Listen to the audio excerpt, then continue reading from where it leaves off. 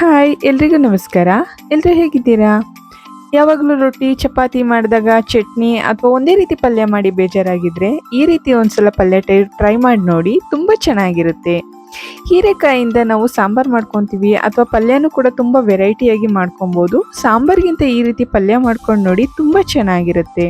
ಹೀರೆಕಾಯಲ್ಲಿ ತುಂಬ fibre content ಇರೋದ್ರಿಂದನೂ ಕೂಡ ನಮ್ಮ ಆರೋಗ್ಯಕ್ಕೂ ಕೂಡ ತುಂಬ ಒಳ್ಳೆಯದು. ಇದನ್ನು ನಾವು ಒಂದು 10 ನಿಮಿಷದಲ್ಲಿ ತುಂಬ ಈಸಿಯಾಗಿ ಹೇಗೆ ಮಾಡ್ಕೊಳ್ಳೋದು ಪಲ್ಯನ ಅಂತ ಹೇಳಿ ಇವತ್ತಿನ ವಿಡಿಯೋದಲ್ಲಿ ನೋಡೋಣ. ಯಾರೆಲ್ಲ ನನ್ನ ಚಾನಲ್ನ ಮೊದಲನೇದಾಗಿ ವೀಕ್ಷಣೆ ಮಾಡ್ತಾ ಇದ್ದೀರಾ, ನನ್ನ ಚಾನಲ್ನ ಸಬ್ಸ್ಕ್ರೈಬ್ ಮಾಡ್ಕೊಳ್ಳಿ.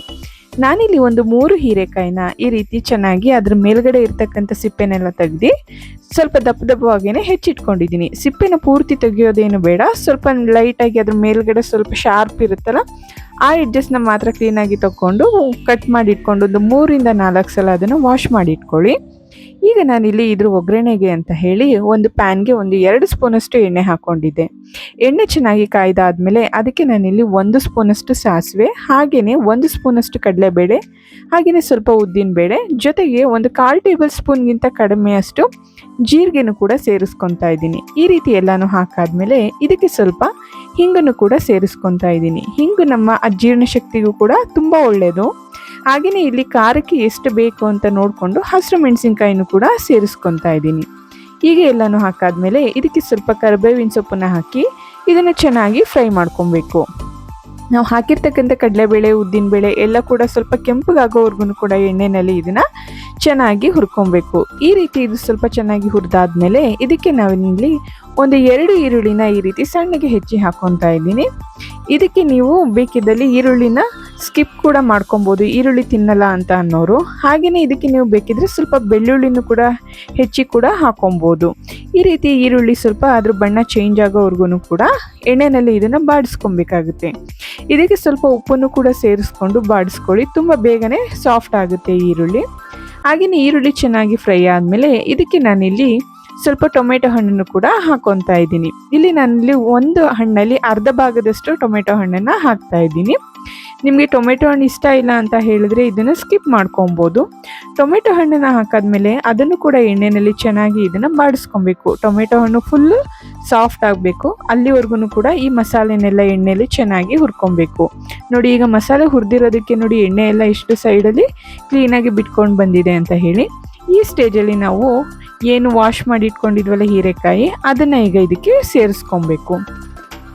ಈ ರೀತಿ ಹಾಕಿ ಅದನ್ನು ಚೆನ್ನಾಗಿ ಒಂದ್ಸಲ ಮಿಕ್ಸ್ ಮಾಡ್ಕೊಂಡಾದ್ಮೇಲೆ ಇದಕ್ಕೆ ನಾನಿಲ್ಲಿ ಒಂದು 1/4 ಟೇಬಲ್ ಸ್ಪೂನಷ್ಟು ಅರಿಶಿನ ಪುಡಿನ ಸೇರಿಸ್ಕೊತಾ ಇದ್ದೀನಿ. ನೀವು ಇದನ್ನು ಹೀರೆಕಾಯಿನ ಮುಂಚೆನೇ ನೀರಲ್ಲಿ ಬೇಯಿಸ್ಬಿಟ್ಟು ಕೂಡ ಮಾಡ್ಕೊಬೋದು. ಅದಕ್ಕಿಂತ ಈ ರೀತಿ ಒಗ್ಗರಣೆನಲ್ಲೇ ಬೇಯಿಸ್ಕೊಂಡ್ರೆ ತುಂಬ ಚೆನ್ನಾಗಿರುತ್ತೆ, ಬೇಗ ಕೂಡ ತುಂಬ ಸಾಫ್ಟ್ ಆಗೋದಿಲ್ಲ ಈ ರೀತಿ ಮಾಡೋದ್ರಿಂದ. ನೋಡಿ, ಅರಿಶಿನ ಪುಡಿ ಹಾಕಾದ್ಮೇಲೆ ಇದನ್ನು ಚೆನ್ನಾಗಿ ಒಂದ್ಸಲ ಮಿಕ್ಸ್ ಮಾಡ್ಕೊಳ್ಳಿ. ಒಂದು ತಟ್ಟೆನ ಕ್ಲೋಸ್ ಮಾಡಿ ಒಂದು ಮೀಡಿಯಂ ಫ್ಲೇಮಲ್ಲಿ ಒಂದು 5ರಿಂದ 10 ನಿಮಿಷದ ಕಾಲ ಇದನ್ನು ಚೆನ್ನಾಗಿ ಬೇಯಿಸ್ಕೊಳ್ಳಿ. ಇದರಲ್ಲಿ ಇರ್ತಕ್ಕಂಥ ನೀರಿನ ಅಂಶ ಎಲ್ಲ ಇದು ಬಿಟ್ಕೊಳ್ಳುತ್ತೆ. ನಾವು ಇದಕ್ಕೆ ಏನು ಎಕ್ಸ್ಟ್ರಾ ನೀರನ್ನ ಸೇರಿಸೋ ಅವಶ್ಯಕತೆಯೂ ಇಲ್ಲ. ಹಾಗೆಯೇ ಇಲ್ಲಿ ರುಚಿಗೆ ಎಷ್ಟು ಬೇಕಷ್ಟು ಉಪ್ಪನ್ನು ಕೂಡ ಹಾಕ್ತಾ ಇದ್ದೀನಿ. ನಾವು ಈ ಉಪ್ಪು ಎಲ್ಲ ಹಾಕೋದ್ರಿಂದ ಅದರಲ್ಲಿರ್ತಕ್ಕಂಥ ನೀರಿನ ಅಂಶ ತಾನೇ ಹೊರಗಡೆ ಇದಾಗುತ್ತೆ.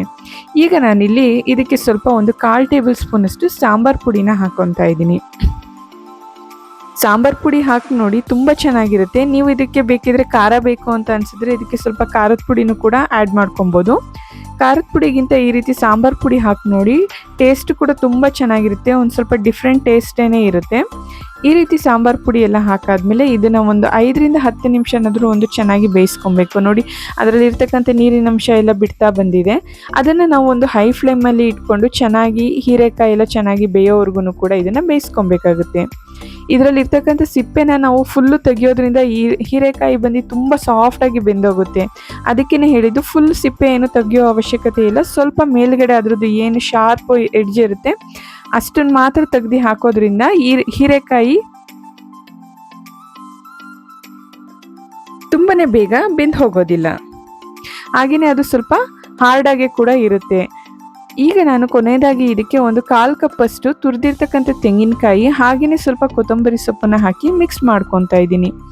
ಈ ರೀತಿ ಎಲ್ಲನೂ ಮಿಕ್ಸ್ ಮಾಡಿಕೊಂಡು ಒಂದು 2ರಿಂದ 3 ನಿಮಿಷದ ಕಾಲ ಒಂದು ಲೋ ಫ್ಲೇಮ್ನಲ್ಲಿ ಒಂದು ಪ್ಲೇಟ್ನ ಕವರ್ ಮಾಡಿ ಬೇಯಿಸ್ಕೊಂಡ್ರೆ ರುಚಿಯಾಗಿರ್ತಕ್ಕಂಥ ಹೀರೆಕಾಯಿ ಪಲ್ಯ ರೆಡಿ ಆಗುತ್ತೆ. ಇದು ನೀವು ಅನ್ನ ಅಥವಾ ಚಪಾತಿ, ದೋಸೆ ಎಲ್ಲದಕ್ಕೂ ಕೂಡ ಇದೊಂದು ಕಾಂಬಿನೇಷನ್ ಚೆನ್ನಾಗಿರುತ್ತೆ. ಊಟಕ್ಕೂ ಕೂಡ ಈ ರೀತಿ ಸೈಡ್ ಡಿಶ್ ಆಗಿ ಮಾಡಿಕೊಂಡ್ರು ಕೂಡ ಚೆನ್ನಾಗಿರುತ್ತೆ. ಈ ರೆಸಿಪಿನ ನೀವು ಕೂಡ ಮನೆಯಲ್ಲಿ ಟ್ರೈ ಮಾಡಿ ನೋಡಿ, ತುಂಬ ಚೆನ್ನಾಗಿ ಬರುತ್ತೆ. ಹಾಗೆಯೇ ನೀವು ಇದರಲ್ಲಿ ಬೇರೆ ಯಾವ ರೀತಿಯಲ್ಲಿ ಮಾಡ್ತೀರಾ ಅಂತ ಹೇಳಿ ನನಗೆ ಕಮೆಂಟ್ ಮಾಡಿ ತಿಳಿಸಿ. ಹಾಗೆಯೇ ಇದರಲ್ಲಿ ಬೇರೆ ರೀತಿ ಏನಾದರೂ ಡಿಶಸ್ ಏನಾದರೂ ನಿಮಗೆ ಗೊತ್ತಿದ್ದರೆ ಯಾವ ಥರ ಅಂತ ಹೇಳಿ ಇದ್ದರೆ ನನಗೂ ಕೂಡ ತಿಳಿಸ್ಕೊಡಿ. ಹಾಗೆಯೇ ಯಾರೆಲ್ಲ ನನ್ನ ಚಾನಲ್ನ ಇನ್ನೂ ಸಬ್ಸ್ಕ್ರೈಬ್ ಮಾಡ್ಕೊಂಡಿಲ್ಲ, ಸಬ್ಸ್ಕ್ರೈಬ್ ಮಾಡ್ಕೊಳ್ಳಿ. ಎಲ್ರಿಗೂ ಕೂಡ ತುಂಬ ಧನ್ಯವಾದಗಳು.